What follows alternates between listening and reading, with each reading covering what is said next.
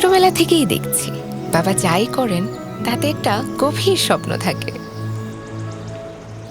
আমি ভাবতেই পারছি না এই বিশাল সাম্রাজ্যের আমরাও একটা অংশ।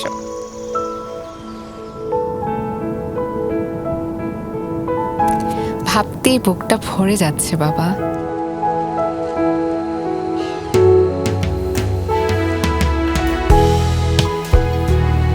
বাবা, তোমার বুক ফুলিয়ে বলতে ইচ্ছে করছে না যেটা আমাদের?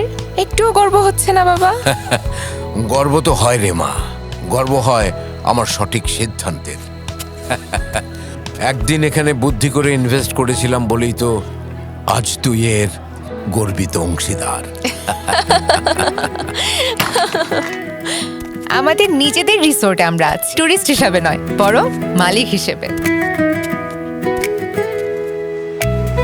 তোমার দূরদর্শিতায় আজ ছুটি রিসোর্ট কক্সবাজার আমাদের হয়েছে। এখন থেকে যতবারই কক্সবাজার আসবো মনে হবে নিজের বাড়িতে এসেছি।